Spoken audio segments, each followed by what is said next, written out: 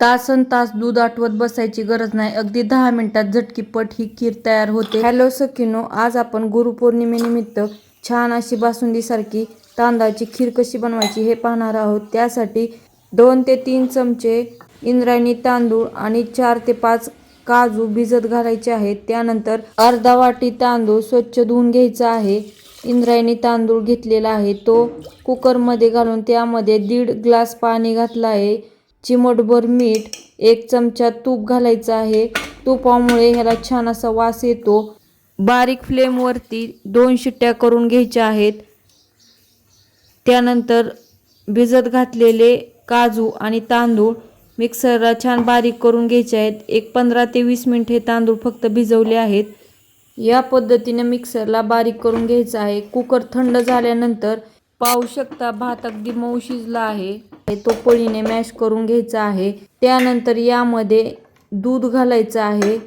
इथे मी गाईचं अर्धा लिटर दूध वापरलं आहे। तुम्ही आवडीनुसार खीर किती घट्ट ठेवायची आहे त्यानुसार दुधाचं प्रमाण कमी जास्त करू शकता। मी अर्धा वाटी साय इथे घातली आहे। साय नसेल आवडत तर नाही घातली तरी चालेल, साईमुळे पण याला एक छान चव येते म्हणून साय घातली आहे। त्यानंतर यामध्ये तयार केलेली पेस्ट घालायची आहे आणि छान मिक्स करून घ्यायचं आहे। एका पॅनमध्ये काजू बदाम आवडीनुसार पिस्ते बारीक कट करून घेतले आहेत। त्यामध्ये थोडंसं तूप घालायचं आहे आणि हे छान तुपावरती भाजून घ्यायचं आहे। ड्रायफ्रूट छान तुपामध्ये परतल्यानंतर हे खिरीमध्ये घालायचं आहे आणि छान मिक्स करून घ्यायचं आहे। त्याच पॅनमध्ये अर्धा वाटी साखर घालायची आहे। साखरेचं प्रमाण तुम्ही कमी जास्त करू शकता, तुम्हाला जसं गोड हवंय तसं साखर घ्या। त्यामध्ये थोडंसं पाणी घालायचं आहे आणि हे छान कॅरेमल करून घ्यायचं आहे। बारीक गॅसवरती साखर कॅरेमल करायची आहे। मोठा गॅस केला तर ही साखर करपू शकते, त्यामुळे कडवट असा वास येतो याला, त्यामुळे बारीक फ्लेमवरतीच हे करायचं आहे। या पद्धतीने साखरेचा कलर पूर्ण बदलला आहे। आता यामध्ये थोडंसं पाणी घालायचं आहे आणि छान मिक्स करायचं आहे। डायरेक्ट जर कॅरेमल घातलं तर खीर फुटू शकते, त्यामुळे यामध्ये थोडंसं पाणी घालून हे छान मिक्स करून घ्यायचं आहे आणि त्यानंतरच खिरीमध्ये हे तयार झालेलं कॅरेमल घालायचं आहे।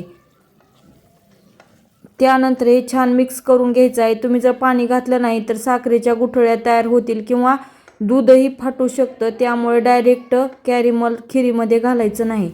कॅरेमलमुळे खिरीला छान असा रंग येतो आणि चवही छान लागते। त्यानंतर यामध्ये जायफळ आणि वेलचीची पावडर आणि दुधामध्ये थोडंसं केशर भिजत घातलं होतं ते दूध घातलं आहे। त्यानंतर हे छान मिक्स करून घ्यायचं आहे। बघू शकता खीर अगदी बासुंदीसारखी झालेली आहे, एकदम छान घट्ट अशी तयार झाली आहे।